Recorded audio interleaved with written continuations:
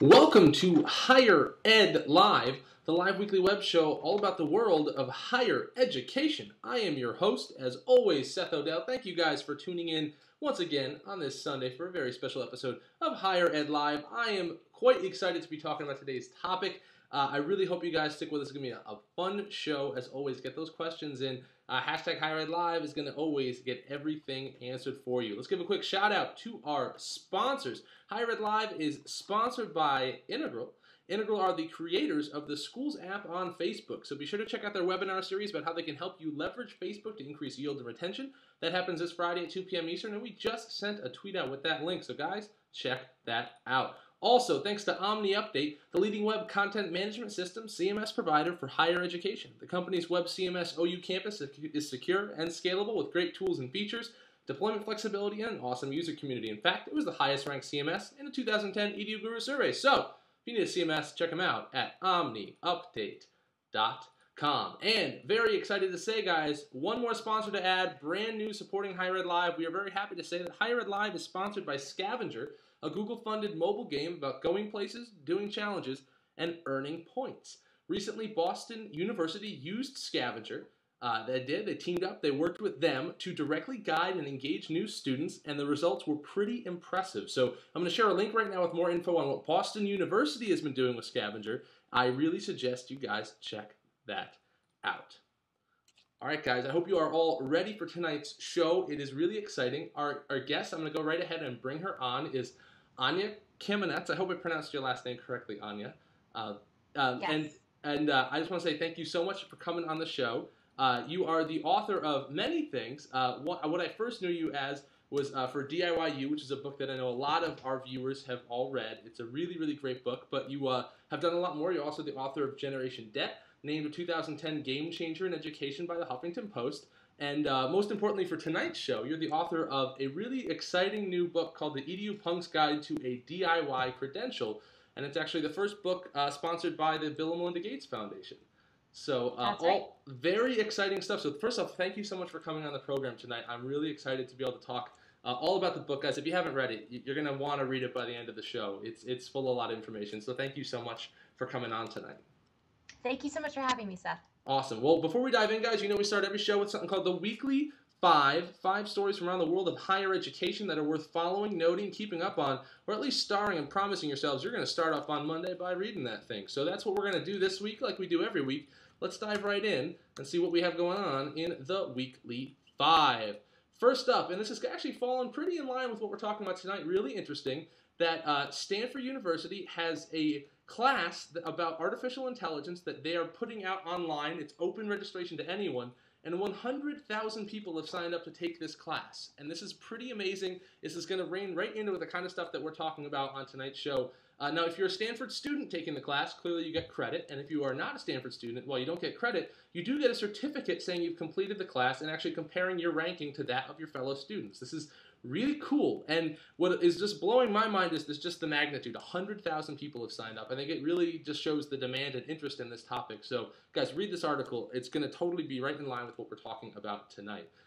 Next in line for the Weekly Five is just a really great example of Drake University using social media on Move-In Day. You know, we talked about Move-In Day last week, and what they did is when freshmen were moving into campus, they asked their community, their alums, via Facebook, Twitter, anything else they could handle, and said, give us your advice for our incoming students. And then they went ahead and collected that using Storify, a great website that I really like, and it's just a really great presentation and use of social media to connect your community, especially on a day that's so important, which is Move-In Day. So love that story. Third up, University of California, my former employers, I will say, a very interesting story that at a time when they have $650 million cut from the budget, they are giving $140 million in raises to faculty and staff. Very interesting, and the one reason I mention this at all is just the fact that, you know, as we continue to talk about the cost of tuition continuing to rise, this is another example that the cost burden entirely on this raise is still being put on the students. And this is kind of an interesting, scary road we're going down. So I would just say definitely read that article and keep an eye on what's going on there. Next up, and I think this is exciting, MIT is launching a new center for mobile learning. It's out of their MIT Media Lab. It's backed with some sponsorship by Google, And we talk a lot about mobile learning here on HigherEdLive. Guys, keep an eye on these guys. They're going to be coming out with some really cool stuff in the future. And I know I was pretty impressed just reading the announcement, so I'm excited to see what's next. Now, taking a twist, University of California has given raises to all their faculty and staff, 3%, but not if you're unionized. Now, at SUNY, what's happening over at SUNY system is 3 of the campus leaders, presidents, were told they have to now be the presidents of 2 campuses at once, essentially. Very interesting twist of what SUNY's doing to try and align budgets, align administration, actually putting campus leaders, giving people essentially saying, instead of being the president of 1 campus, you're going to be the president of 2. And now they are smaller campuses, but that's a really interesting approach. I was pretty surprised by that. So it's curious, is that great for budget savings, or is that just really drastically damaging for leadership? I think we'll all figure that one out down the road. So that's the weekly 5, but each week we also have the unsolicited shout out of the week, where I shout any person, place, thing, or idea that I think is awesome, mostly just because I can, because this is my show. So what's the shout out going to this week? Well, it just fits, it works. It's going out to the Bill and Melinda Gates Foundation, because they are doing some really interesting things in education. Not only, as I mentioned in the intro, did they actually help support Anya's new book, which we're talking about tonight, but they're also, backers of Integral, one of our sponsors, and they're just doing a lot of really creative things in education. And as we talk about the future of education, it's always important to recognize the people that are really pushing the bar forward in creative, different, unusual, and sometimes dangerous territory, doing things that maybe isn't as normal or accepted right off the bat. And I love the fact that they're doing that. So check out their education stuff online. I was still surprised even just today reviewing all the things that they are doing. So guys, if you have any questions or comments for tonight's show, feel free to ask them. I will use the hashtag HigherEdLive. We will, as always, be displaying your tweets, pulling up your questions, and letting you guys direct where we take this thing today. So as we get started talking all about the EduPunk's Guide to a DIY Credential, Anya, let me ask you just the most basic question. Why don't you just tell me and the viewers, if they're not familiar yet, just a little bit about the book, what it's about, what you're trying to handle, and then we're going to dive way into the details from there. Sure. So the original inspiration behind the guide was basically a conversation I had with Suzanne Walsh. She's a program officer now at the Gates Foundation. She used to be at Lumina Foundation. And she's been a huge supporter of the book of DIYU. And DIYU has a resource guide, Chapter 7, which is sort of trying to take all the information that's out there about what's changing in higher ed and help people put it into practice.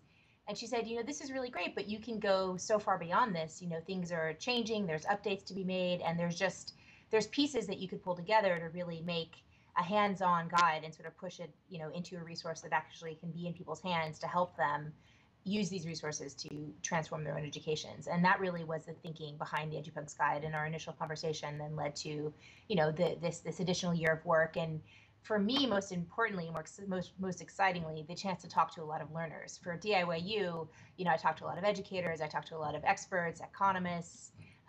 But in the EduPunk's Guide, I really interviewed about 100 people that are learners in various parts of the system, and that was the most fun part for me. And that's a really good point, because these two pieces obviously align very well with DIYU, but it is presented in a different way, and it is written for students, for learners, and you use the word learners very particularly, which we'll get into.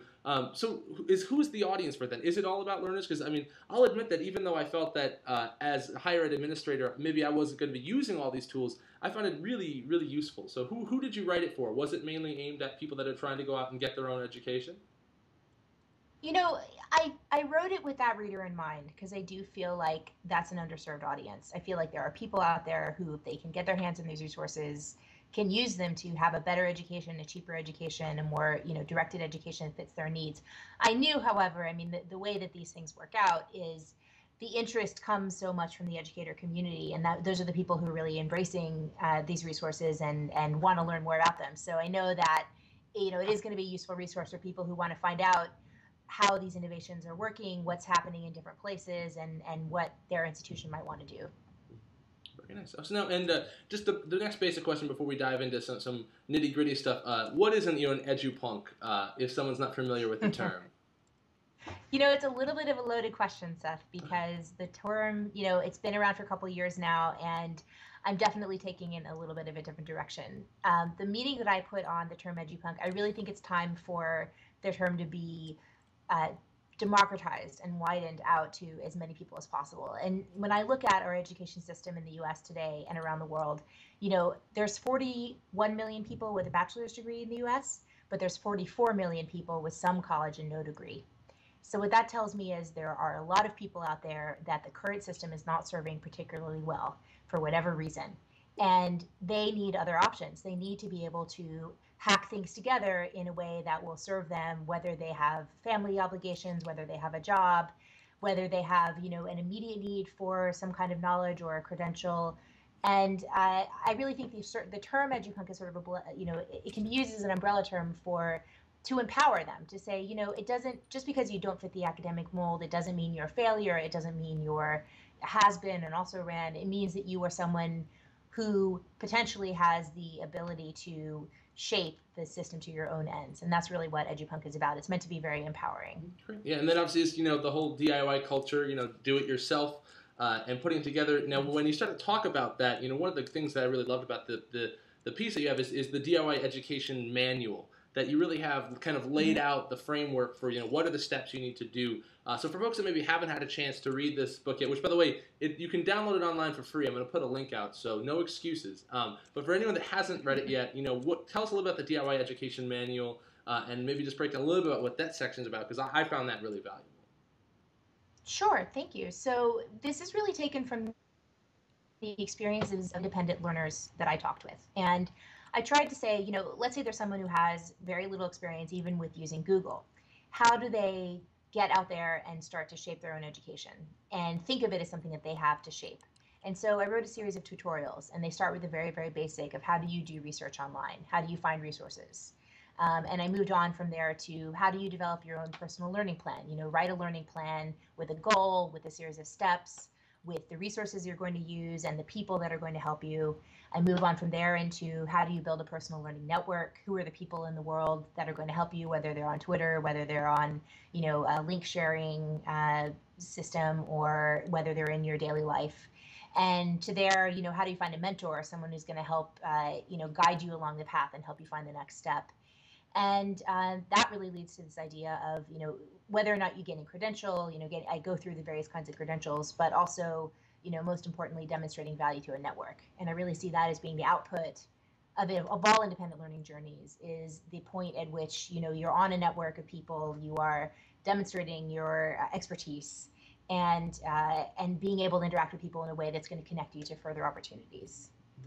Yeah, I really did love, the DIY credential definition that you use in the piece. That it says, just a quote, "In the DIY world, credit comes from the reputation you build by doing good work and demonstrating to others, in the community." And I think that's very true. I think a lot of the folks, especially that watch this show, that are into professional development, understand that too. That the work that you do, you are your resume, kind of a walking resume of what you are, what your skills are, what your track record is. But it brings up kind of the most interesting part for me, which I want to talk about, which is the actual aspect of the credential. And as again, a lot of the viewers here are folks that work for higher ed institutions, so this is where I find it just the most interesting kind of connection. So if it works for you, let's talk a bit about the importance of their credential, just for a quick minute. And because in the book, obviously you do walk the line of both presenting ways for folks to get a totally free or affordable just education in general, and talking about how to get an affordable credential from there and actually use tools to get that credential. So it's not just one or the other, which I really appreciated. And again, you also provide the resource for DIY education, where the end goal isn't credentials at all. So, what are your thoughts on credentialing and education just in general right now? And then, is it necessary? And the reason I bring it up is because just a couple weeks ago on the show, we did mention a study where college graduates with college degrees make 84% more than people that just have a high school degree. So when I first hear that stuff, I think that, well, on a personal level, I don't care about credentials. It would seem that you could maybe possibly infer that maybe employers still do. So, what is the status of credentials in education today? Kind of a loaded question.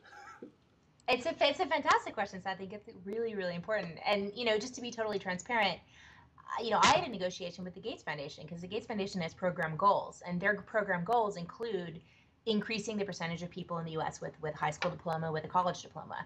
So I had to kind of work with that and mediate between that and the values and the ideals of people in the DIY world, where they really are trying to push beyond, the traditional credential. And to me, I really feel that we're in a really interesting transitional space. People that are coming through the education system now, some of them are going to be just fine without a credential. They're going to be able to prove their skills. And you see great examples of that out on the net every day. And there are still a lot of people who feel that they need to have a credential. And, credentials make the most difference to people who are traditionally underserved. If you coming from being the first in your family to go to college, from a minority background, from a lower income background, that credential really gives you a huge boost. And so that's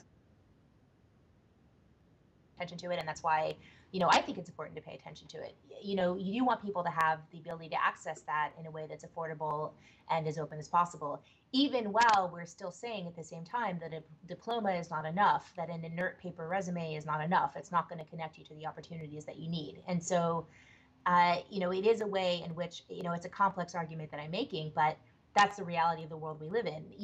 Very large numbers of people that are the most vocal advocates of DIY and non-accredited and alternative forms of accreditation, but they all have their degrees. It's very rare to find someone who's in that world, who's a professional educator, who actually hasn't jumped through the hoops and gotten their credential and their degree. So, for them to kind of turn around and say that a credential is not necessary or we shouldn't be focusing on the credential, I find it a little bit difficult for me to say that, as someone who's benefited from having a bachelor's degree from an Ivy League university. I wouldn't ever want to say that to anyone, that path shouldn't be open.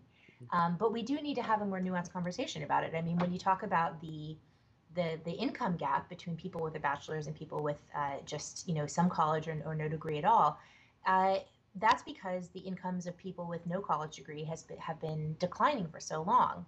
And it's important to keep in mind as well that as I talk about in the book, there are alternative forms of accreditation. There are certifications and licenses, and there's a fair chunk of people with those types of certification, those types of alternative credentials actually earn just as much or more than your average bachelor's degree person. So, there are lots of different options out there, and this book is really written to give people the widest sense of what options there are. Mm-hmm. Yeah, I think it's a really good point that I have found too that the majority of the folks that are coming out saying the value of a credential is so diminished it's not needed at all now, that are making that argument are folks that do have credentials, and that is interesting to make that note. And the thing I found too is that you're really talking about underserved populations, and so one of the things that's something that's always important to me is just making sure that education is accessible to people. So can you talk a little bit about how people can get accreditations? I know the one is you have the 7 steps to getting an affordable accreditation, because I did find that really interesting. That one of the things that was great about this piece is someone could take this book and say, okay, I want to get an accredited 4-year degree. I understand that it's very valuable to me, both for the education it provides and also just to have the accreditation. But you also provide steps in how they can do that in a way that can save them arguably a lot of money, which is a very real thing as tuition's rising. So can you talk a little bit about that? Sure, absolutely. So, the box in the book, I go through 7 ways to get college credit without taking a college class, and 7 ways to learn the college material without taking a college class. And of course, you put those 2 things together, and I had my research assistant kind of trace this, and she said, compared to, let's say, you can save almost 80% and have an online program that's totally accredited through regular universities if you do these kinds of things. And the things I'm talking about, of course, are the ACE Credit Recommendations Service, which is a nationwide. It's accepted by thousands of colleges. You get a transcript, and it certifies you for things like workplace training, Microsoft certification, insurance industry exams, that kind of thing. Then I talk about things like the DSST, which is the Dante's. The military administers these exams, but they also give them to civilians for all kinds of basic learning, basic credentials. I talk about things like StraighterLine, the for-profit service that offers you 30 credits, your freshman year for $1,000, and that's transferable to a growing number of institutions. So these are all different ways to think about how to take first either to get learning on your own, to get a head start on a degree in your own time, and also for people who have some kind of experience already under their belt that they want to translate that into something that actually a college can use. And now, to take that a step further, I mean, it is interesting. How do folks find out about these resources now? In doing the research for your book, did you find out? Because it does seem that you're filling a void here, because there's so much of this that I wasn't aware of. And is this a case where a lot of folks just aren't aware of all of these types of opportunities when they're approaching, trying to look for a degree? It's really interesting. I was talking to my mother-in-law about this today. She's a counselor, and she had a patient who is in this boat. She has some college classes under her belt. She's been kind of searching for direction for a while, and the problem is, my mother-in-law asked me, she's like, well, should this girl go to University of Phoenix? And I said, no, absolutely not. There's much better options out there. They're cheaper, they're better, they're higher quality. But if you go online, the marketing budgets are being spent by the for-profits. And so that's what people are going to find if they search for online college. They're going to find, and they're going to be enmeshed because there's a very aggressive sales machine that goes on, and they'll be contacted by people over and over. So, it really is a difficult problem. And it's something that I've got to put my head around, of how to promote this through social media and make sure that it actually gets to the audiences that it has the potential to serve the best. Because I do think that there is a huge gap of information out there, and there's an information war being waged where the online college market is being monopolized by people that are charging you way too much money for a product of dubious quality. Yeah, I just absolutely have to agree with that. I mean, I've been shocked the more research I did into it that you can get a regionally accredited online degree from a brick and mortar institution for cheaper than University of Phoenix, and yet, yes. I did not know that until I looked into it. Right. I'm sure it's the same thing. And if you're trusting and typing things into Google and trying to do it yourself, unless you really kind of know what you're doing, it probably can quickly get lost. And that's very interesting. So I want to bring up another question that came in. This is kind of also a loaded question, but it came on Twitter. It's a great one. It says, what would the best preparation be for students who follow? What would it be for a student? What's the best preparation? And they're asking, would it be to do DIY type of activities and still earn a traditional degree? Can you say that there's one best path for people? I do think what this question is getting at seems like a smart approach, which is to try to get a traditional accreditation, but at the same time do it in a creative way that is either faster, more affordable, more fine-tuned for you. But is there any one advice that you'd give to a prospective student? I do want it to be open to people to fit, to identify their own goals and to try to follow those goals. But at the same time, I do think that no matter where you are in the educational spectrum, you cannot omit the step in your personal learning experience where you try to connect to a network of practitioners who are doing the type of things that you want to be doing. And the internship is sort of the old model of figuring out how to do that. But today, I really think that, internship plus participating in social media and participating in what I call a reputation-based network, a network where you're putting out your portfolio, you're sharing your work in some form, and being in conversation with people that have the same passions and the same goals as you. I don't think you can admit that at this point. Mm-hmm. Sure. And it brings up a question too, but what type of prospective student are we talking about? Because one question I would have too is just looking at this.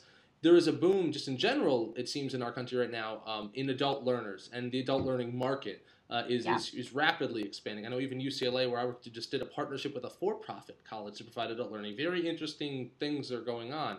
What was your perceptions on the adult learning market and how it fits into this? I think that's probably the number one group of people that has the ability to be reached by this, because they do have probably some educational experiences under their belt, some workplace experiences, and some life experiences that are all very translatable into the independent learning market. And the other thing about it is, a lot of people raise doubts about, does the 17-year-old or 18-year-old have the personal skills, the focus to be able to embark on an independent learning journey? And, that's a fair question. I think that without social supports and different kinds of mentorship, it's a very special kid who's going to be able to bust out of the high school mold and do that on their own. Although I have seen that, it's not totally out of the question. But for independent learners, people who are succeeding in online learning, once they have a little bit more life experience, more maturity, and they have a very clear idea of why they're in education, all of those things are factors that are going to really help their success. And that's what I hear from these learners over and over again, whether they're at a Charter Oak State College in Connecticut, or whether they're in, India or Africa as students of University of the People. They all say, it's time management, it's focus, it's keeping your eye on the ball, and older adults have the tendency to have all of those. Mm-hmm. And it is interesting when you talk about independent learners, and you talk about is a high school kid or someone at a younger age in a position to do this. That's a question I want to just turn right around and ask you that. Where do prospective high school students fit, and also where do they fit in this conversation? Because I have to imagine there aren't counselors out there right now that are really presenting this to them as an option. So it seems like this is a dialogue that they're probably missing out on. And is that a good thing? You had some really good examples I felt in the book that were of younger people making really interesting, creative decisions. But do you think that's the exception, or is it just the fact that maybe this hasn't been, brought to enough people that they can empower themselves on their educational path? I would like to see it presented to high school students as an option. I've been working my contacts and trying to get the word out there. And if anyone who's listening has connections to high school guidance counselors or high schools in general, I mean, I'm very, very interested in starting that dialogue and seeing where the interest lies, because I know that there's a lot of interest in things like, the online high school of Utah, the online high school in Florida, early college high schools, and there's a lot of students that don't fit the traditional college mold at a younger age, and they would really benefit, I think, from a more creative envisioning process of deciding, just the fundamental, in my tutorial where I say write your personal learning plan, I say, you have to write a goal, and your goal should not be I want to get a bachelor's degree, because that's not an end in itself. And to just put that message out to students, in their high school years when they're thinking about college, and again, any income bracket that they're in, any socioeconomic background, I think that's a valuable message. I don't know if any listeners of this podcast have seen the Teenage Liberation Handbook, which is a classic that came out in the early 90s. And I really, I recommend it to people all the time. I gave it to my little sister when she was 17, and it really shaped her thoughts about, her educational journey. And I think I'm hoping to kind of, continue in that footsteps in terms of giving people the toolkit to conceive of their own educations. Mm-hmm.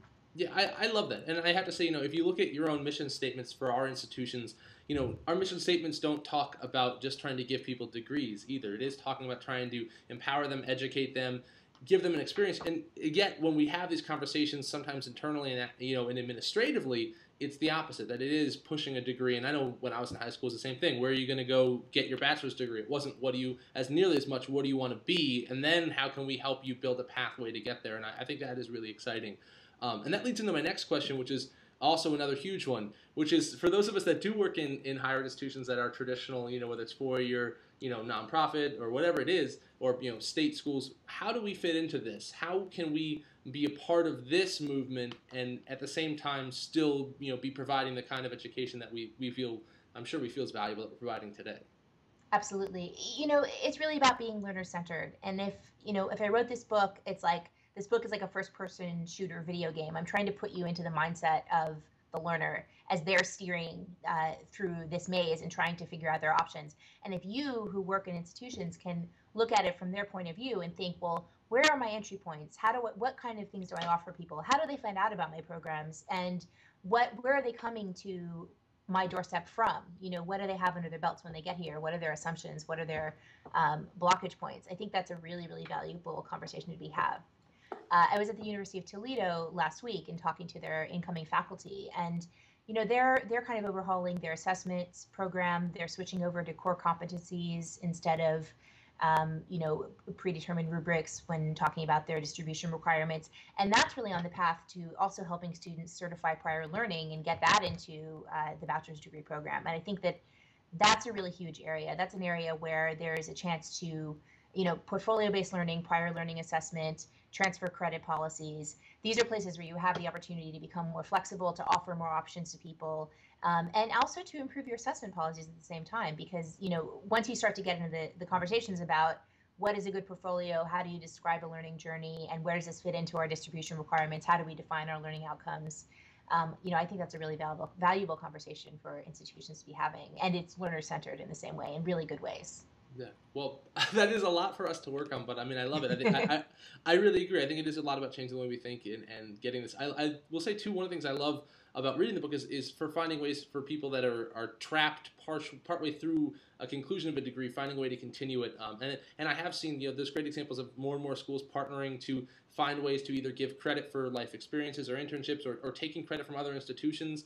I know you mentioned those. Ivy Bridge was one where students can go ahead and transfer more, and the more folks that are accepting those kind of transfer credits, the better is a chance to let people kind of put the pieces together of a degree that maybe wasn't 4 years at one institution with 3 of them on campus and totally traditional, but still kind of getting that same end goal at the same time. Right. So in the book, there are a ton of resources. I mean, a ton. And it's great that it's a PDF because you can click and open up the links at any point, and it's really easy to just browse through what you're discussing. Do you have any favorite takeaway, resources in general on open education? I'm sure you scoured through so many more than even made the book. Any that stand out to you as a favorite that a viewer should be taking a look at today if they haven't heard of before? Wow, there's a lot of answers to that question. I mean, I'm really excited about what's happening with the Learning Counts initiative, the KL initiative, to have a nationwide portfolio program, and I think that could use a lot more publicity, for adult learners, for anybody who has some learning under their belt that wants to create a learning portfolio and then transfer it for credit. And in terms of open learning resources, I mean, I was very impressed with Open Study. They've got a really great live study group going on any kinds of topics, and it was something that I did a focus group testing with students from College Unbound, a bunch of different open learning resources, and Open Study was one that was like instant gratification. I mean, the kid had a question, put it out there, and instantly answers, instantly conversation. And Sailor.org was an interesting one as well. That kind of opened up, and it was great because it came back around. I got an email from Sailor that they got an email from a student in Estonia who'd gotten a hold of the guide and found it and said, and used it to go to Sailor.org and say, oh, you had so many resources here, I didn't even know that you had them. And then Sailor wrote back to me and said, isn't this great? The student from Estonia has your guide. So those are three: learningcots.org, Sailor.org, and openstudy.com. Very nice. We have a viewer question that came in that's asking me to ask about Learning Counts partnership with Khan Academy, Open Learning Initiative, MIT courseware, OpenCourseWare. Does that reign? It's not much of a question. Does that reign through to you as something you're familiar with? Is there one, or are they doing? This is not something I've heard about. I know that they said that they were interested. I'm Googling it right now, actually. Okay, great. Let me know what you find out. I know that I talked to Pamela Tate. She said that she was really interested in having students certify the learning that they'd done in open networks, basically through their system. And that's this is what this would be about, right? Getting out there, going through OpenCourseWare, and then how do I get the college credit for it? Stanford doesn't offer credit for this open course, but maybe learningcounts.org can help me certify my learning. Now, one thing I saw obviously in the book and when you read it is that we're apparently expecting something to be coming up at edupunksguide.org. So what is next for that? It sounds like this is obviously going to be a lot more than just a one-time book. It sounds like there's some more stuff in store for us. Well, it's really clear when you put together a guide like this, the field's changing all the time. There's new resources popping up. It needs to be not a static document. So basically what I'm doing now, I've got a great designer and a great developer, and I'm just putting together a simple site that's going to have annotation capabilities.